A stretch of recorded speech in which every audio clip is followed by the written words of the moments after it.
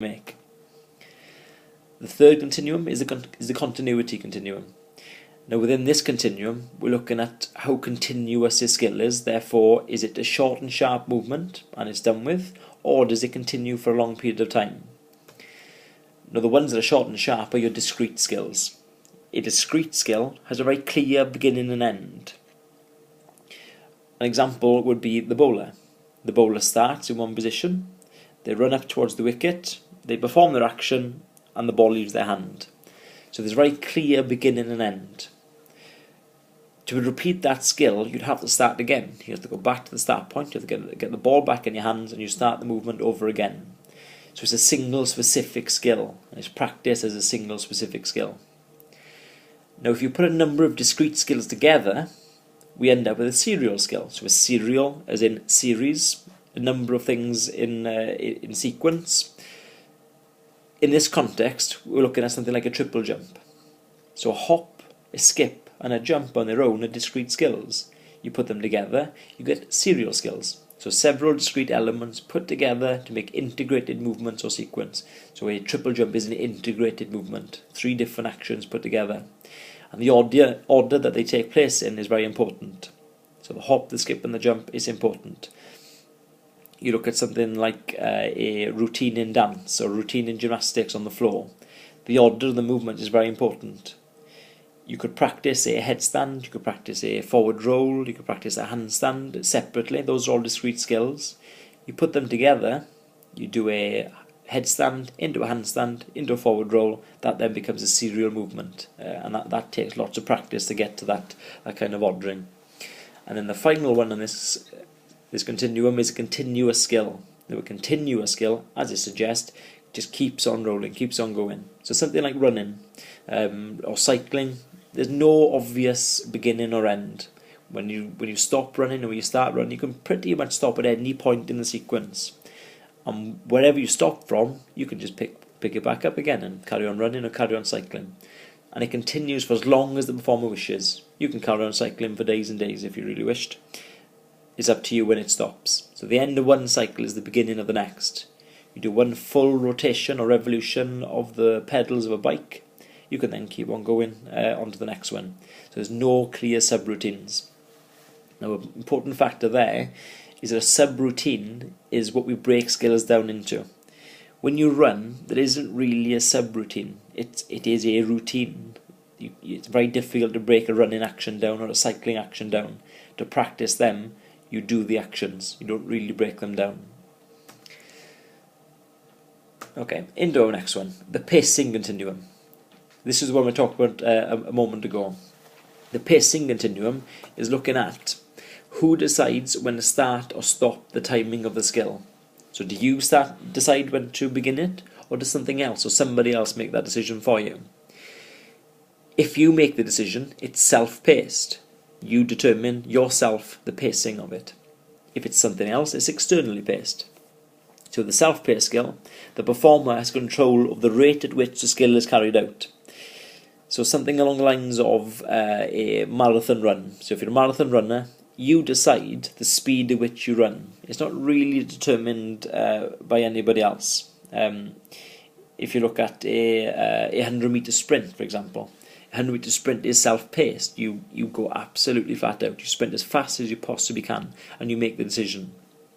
However, the start of a race is externally paced. If you think about the sprint in the blocks, they can't just start running whenever they want. That would be self-paced. What do they have to wait for? They wait for the gun. That's externally paced. So the performer has no control over the rate at which the skill is carried out. Something like the start of a 100-meter race, you have no control as to when it begins. The gun goes, that's when you start. And therefore it involves reaction by the performer. If you look at a different context, you look at a goalkeeper in football. When a goalkeeper takes a goal kick, which one of the two does it fall into? It's self-paced. They decide when to kick the ball. Now the person that's receiving that kick, a centre midfielder receiving a kick of the goalkeeper, they receive it depending on how fast the ball's travelling, dependent on how other defenders or other players are working around you. Therefore that becomes externally paced. You have to react to that It wasn't your decision. You have to react to somebody else's. The fifth out of the 6 of them is the coherence or organisation. Now this one looks at how easy the skill is to break down or break into subroutines. The subroutines being the separate actions of an activity. Now a low organised skill, the subroutines tend to be discrete, so they tend to be quite clear beginning and ends, and they tend then to be placed together. Now those discrete actions are best practiced separately and then integrated into the whole skill. Now, an example of a low organisation activity is swimming. A swimmer could break down every single movement that is involved in their sport. You think about somebody learning how to do front crawl. You could use just legs and use a float with your hands. You could use just arms and maybe float between your legs or keep your leg dead in the water. You could use just one arm to swim with and then just the other arm. You can isolate real fine movements and it won't affect the fluency of the movement. It'll actually help it. So it can be learned or practiced using part method, and a part method of practice is the sections of the skill practice in isolation. The flip side is the highly organised skills. Now, highly organised skills are very difficult to break down because subroutines are closely integrated and difficult to separate in practice. So something like a golf swing is a very highly organised skill.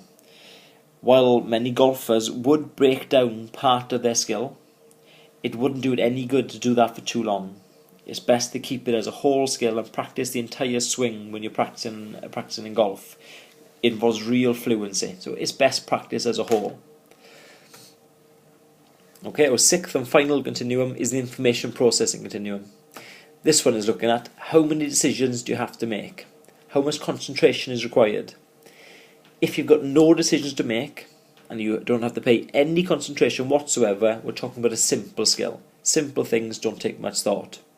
And there's small amounts of information to be processed, very few decisions to be made, and can be discrete. So generally a very clear beginning and end. For example, a simple skill is a forward roll in gymnastics. Very few decisions. In fact, the only decision you need to make is to do the forward roll. Information to be processed, very, very little in reality. You don't have to take into account any defenders or anybody else in your environment. It's just what you want to do. On the flip side of it, we have a complex skill.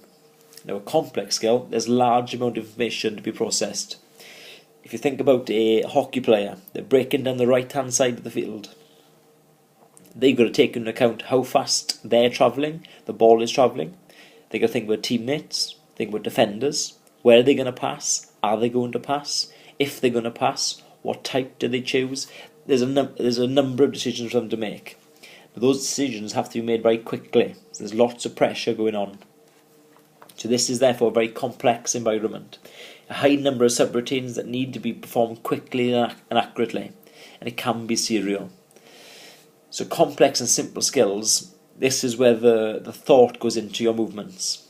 A simple skill, that's your shot put.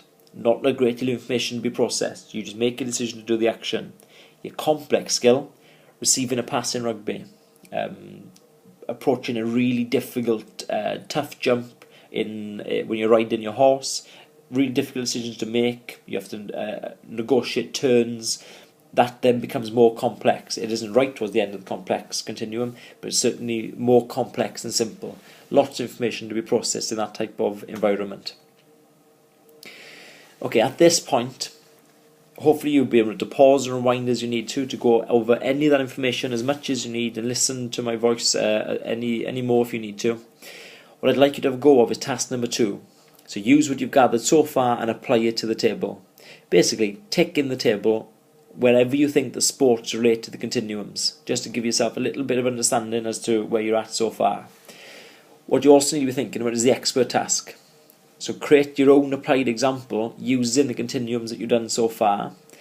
And the absolute most important thing that you do right now, write down questions of anything you don't understand.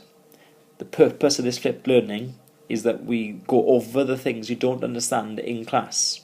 Essentially, we're going to do your homework in class. So it's really important you turn up to lesson with all this information recorded on your handouts, and any questions that you have, you recorded as well. And as you go through the Prezi, you'll find some more information as you need to. So please feel free to go through. Thank you very much for listening, and I will see you all next lesson.